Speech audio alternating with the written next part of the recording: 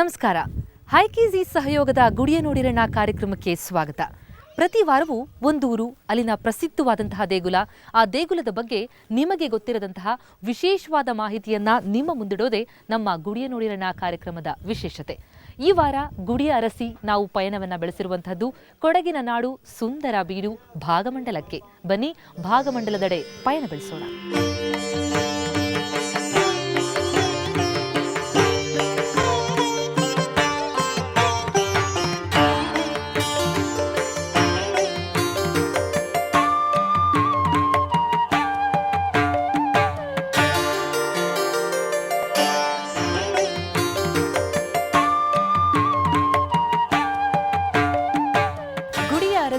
ನಾವೀಗ ತಲುಪಿರುವಂತಹದ್ದು ಸುಂದರ ಪ್ರಕೃತಿಯ ನಾಡು ಕೊಡವಿನ ಸುಂದರವಾದಂತಹ ಪ್ರದೇಶ ಭಾಗಮಂಡಲಕ್ಕೆ.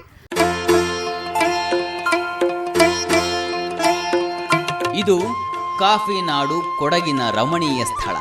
ಈ ಕೊಡಗಿನ ಪ್ರಸಿದ್ಧ ಸ್ಥಳ ಭಾಗಮಂಡಲ. ಈ ಭಾಗಮಂಡಲದಲ್ಲಿ ಅನೇಕ ಋಷಿವರಿಯರು ತಪಸ್ಸನ್ನಾಚರಿಸಿದ್ದಾರೆ. ಆ ಕಾರಣದಿಂದಲೇ ಭಾಗಮಂಡಲ ಒಂದು ಧರ್ಮ ಭೂಮಿ ಎನಿಸಿದೆ.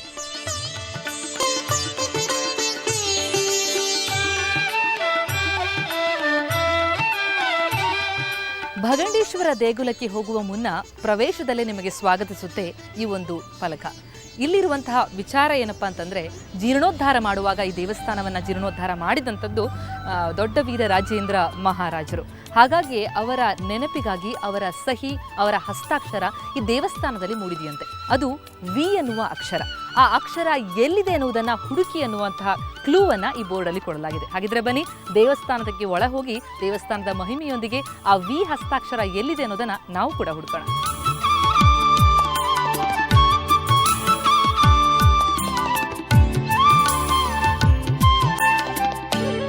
ಋಷಿಗಳ ಕಾಲದಿಂದಲೂ ಬಂದ ಭಕ್ತರಿಗೆ ಪುಣ್ಯ ತೀರ್ಥವಾಗಿ, ಶ್ರಾದ್ದ ಕರ್ಮಗಳಿಗೆ ಮಂತ್ರ ಜಲವಾಗಿ ಹರಿವ ಈ ಸಂಗಮ ಕ್ಷೇತ್ರ ಇಂದಿಗೂ ತನ್ನ ಪಾವಿತ್ರತೆಯನ್ನ ಉಳಿಸಿಕೊಂಡಿದೆ.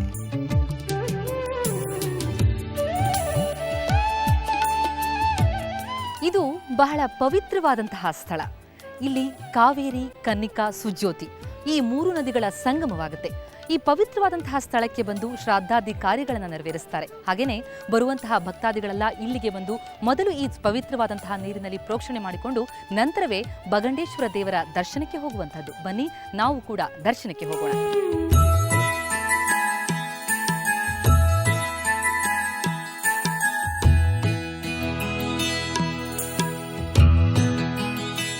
ಈ ಪವಿತ್ರ ಭೂಮಿಯಲ್ಲಿ ಭಗಂಡೇಶ್ವರ ನೆಲೆ ನಿಂತಿದ್ದಾನೆ. ಅತ್ಯಂತ ಬೃಹತ್ತಾದ ಗೋಪುರವೇ ಭಕ್ತರನ್ನ ಸೆಳೆಯುತ್ತದೆ. ಕೊಡಗಿನ ರಾಜಮನೆತನದವರು ದೇವಾಲಯವನ್ನು ಸಂರಕ್ಷಿಸಿದ್ದಾರೆ.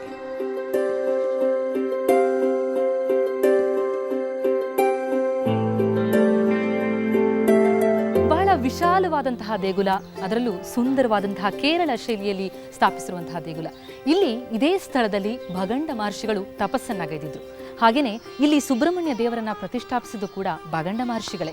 ಈ ದೇಗುಲಕ್ಕೆ ಸಾಕಷ್ಟು ಇತಿಹಾಸ ಇದೆ, ಮಹತ್ವ ಇದೆ, ಪುರಾಣದ ಕಥೆಗಳು ಬಹಳಷ್ಟಿವೆ. ಬನ್ನಿ, ಈ ದೇಗುಲವನ್ನ ವೀಕ್ಷಣೆ ಮಾಡ್ತಾ ಆ ಎಲ್ಲಾ ಕಥೆಯನ್ನ ತಿಳಿಯೋಣ.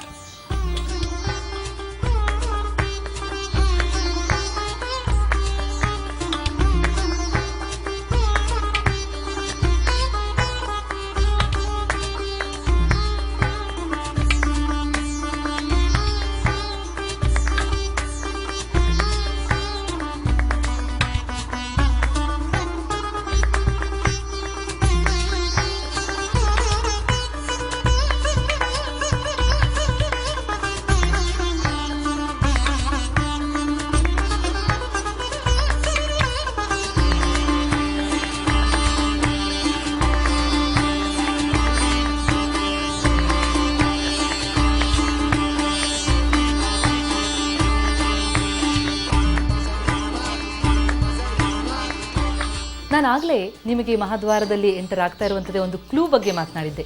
ಈ ದೇವಸ್ಥಾನದ ಜೀರ್ಣೋದ್ಧಾರವನ್ನು ಮಾಡಿದಂತಹ ದೊಡ್ಡ ವೀರ ರಾಜೇಂದ್ರ ಮಹಾರಾಜರು ಕಟ್ಟಿಸಿದಂಥದ್ದು, ಜೀರ್ಣೋದ್ಧಾರ ಮಾಡಿದಂತಹ ದೇವಸ್ಥಾನ, ಅದರ ಕುರುಹು, ಅದರ ಗುರುತಾಗಿ ಅವರ ಸಹಿ, ಹಸ್ತಾಕ್ಷರ ಎಲ್ಲಿದೆ ಅದನ್ನು ಕಂಡುಹಿಡಿಯಿರಿ ಅನ್ನೋದ್ರ ಬಗ್ಗೆ. ಈ ದೇವಸ್ಥಾನದ ಸುತ್ತಮುತ್ತಲು ಸುತ್ತಾಡ್ತಾರೆ ಭಕ್ತಾದಿಗಳು, ಎಲ್ಲಿದೆ ಅನ್ನುವಂಥದ್ದು ಅದು ಈ ದ್ವಾರದ ಮೇಲಿದೆ. ನೀವು ಇಲ್ಲಿ ನೋಡ್ತಾ ಇರುವಂಥದ್ದು ವಿ.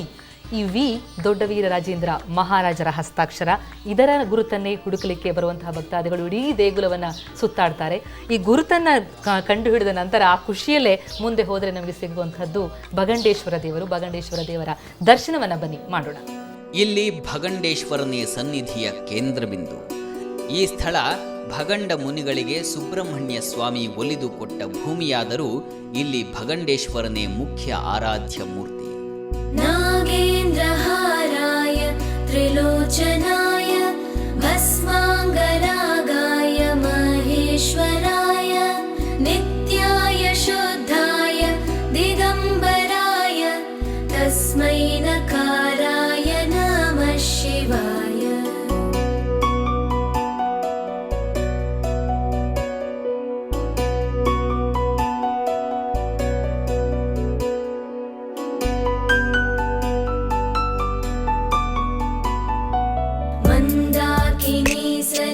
चंदन चर्चिताय नंदीश्वर प्रमथनाथ महेश्वराय मंदार पुष्प बहु पुष्प सुपूजिताय तस्मै मकाराय नमः शिवाय.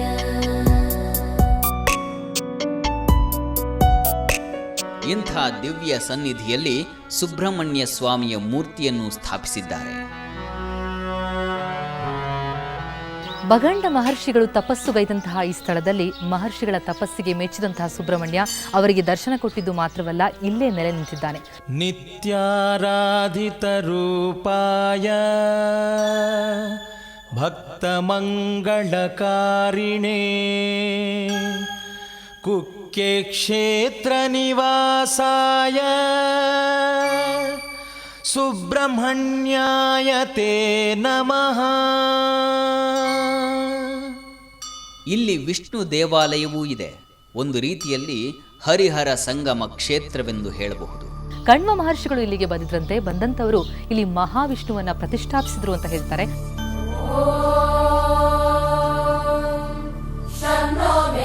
शं वरुणः शं नो भवद्वर्यमा शं न इन्द्रो बृहस्पतिः शं नो विष्णुरुक्रमः. नमो ब्रह्मणे नमस्तेवायो त्वमेव प्रत्यक्षं ब्रह्मासि त्वमेव प्रत्यक्षं ब्रह्मावादिशं ऋतमवादिशं सत्यमवादिशं तन्मामामि तद्भक्तारमामि आवीन् माम् आवीन् भक्तारम्. ಕೇರಳೀಯ ಶೈಲಿಯಲ್ಲಿ ಕಟ್ಟಿರುವ ಈ ದೇವಾಲಯದಲ್ಲಿ ವಿಶೇಷ ಕೆತ್ತನೆಗಳೂ ಇವೆ. ಭಕ್ತರು ತಮ್ಮ ಸಂಕಷ್ಟಗಳನ್ನು ಪರಿಹರಿಸಿಕೊಳ್ಳುವ ಸುಲಭ ಮಾರ್ಗವೂ ಇಲ್ಲಿ ಸೂಚಿಸಲಾಗಿದೆ.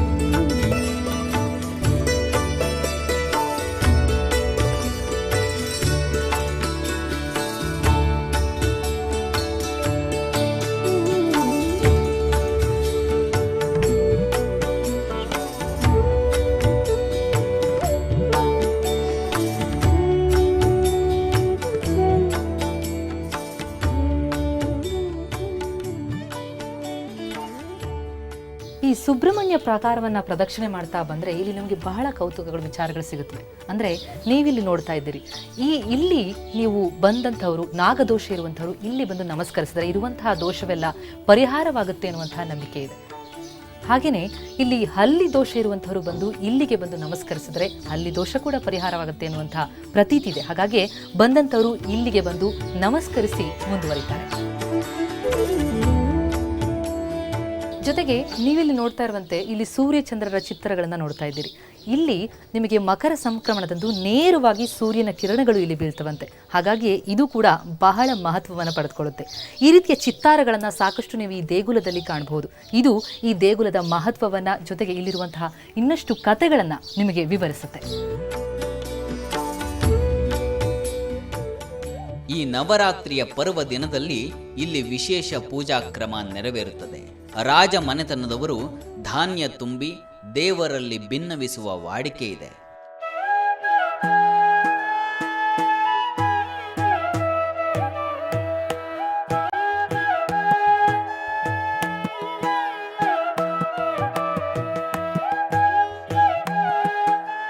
ಪ್ರತಿ ವರ್ಷ ನಾವು ಕೋರಂಗಾಲ ಗ್ರಾಮದ ಬಳ್ಳಡ್ಕ ಮನೆಯಿಂದ ಸಂಸಾರದ ಎಲ್ಲ ಸೇರಿ ಅಕ್ಕಿ ತಗೊಂಡು ಬಂದು ಕಾವೇರಮ್ಮನ ಪಥ ತುಂಬಿಸುವಂಥ ಪದ್ಧತಿ. ಅದೇ ಪ್ರಕಾರ ಅಕ್ಷಯ ಪಾತ್ರೆ ಇಡುವುದು, ಅತ್ತಾದ ನಂತರ ಸಮಯಕ್ಕೆ ಸರಿಯಾಗಿ ಕಾಣಿಕೆ ಡಬ್ಬಿ ಇರಿಸುವುದು, ಮಾರನೇ ದಿವಸ ತಲಕಾವೇರಿಗೆ ಆಭರಣವನ್ನು ಕಳಿಸುವಂಥ ಸಂಪ್ರದಾಯ. ಅದೇ ಪ್ರಕಾರ ತೀರ್ಥ ಬರುವ ಸಮಯದಲ್ಲಿ ಇಲ್ಲಿಂದ ಚಿನ್ನಾಭರಣವನ್ನು ತೆಗೆದು ಆಭರಣ ತಗೊಂಡು ಹೋಗುವಂಥ ಸಂಪ್ರದಾಯ ಕೂಡ ಬಳ್ಳಡ್ಕ ಸಂಸಾರಕ್ಕೆ ಸೇರಿದಂಥ ಸಂಪ್ರದಾಯಗಳು. ಇಂಥ ಅನೇಕ ಕುತೂಹಲಗಳನ್ನೊಳಗೊಂಡ ಈ ಭಗಂಡೇಶ್ವರನ ಸನ್ನಿಧಿಗೆ ಬರುವ ಭಕ್ತಾದಿಗಳಿಗೆ ನಿತ್ಯವೂ ದಾಸೋಹ ವ್ಯವಸ್ಥೆಯೂ ಇದೆ.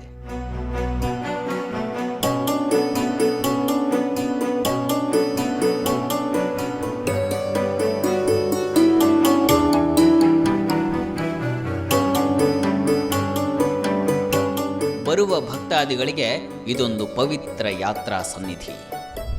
ಕಾವೇರಿಯನ್ನ ವರಿಸಿದಂತಹ ಅಗಸ್ತ್ಯ ಮುನಿಗಳು ತಪಸ್ಸುಗೈದಂತಹ ಪವಿತ್ರ ಸ್ಥಳವಿದು. ಹೀಗಾಗಿಯೇ ಆ ನೆನಪಿಗೆ ಅಗಸ್ತ್ಯ ಮುನಿಗಳ ದೇಗುಲವೇ ಇಲ್ಲಿದೆ. ಬನ್ನಿ ಅವರ ದರ್ಶನ ಮಾಡಿ ಬರೋಣ. ಓಂ ವಿಶ್ವಶಾಂತಿ, ಓಂ ವಿಶ್ವಶಾಂತಿ. ಈ ಕಾವೇರಿ ಇಲ್ಲಿ ನದಿಯಾಗಿ ಹರಿಯೋಲಿಕ್ಕೆ ಕೂಡ ಒಂದು ಕತೆ ಇದೆ. ಕೊಡಗಿನ ದೇವಿ ಅಮ್ಮ ಕಾವೇರಿ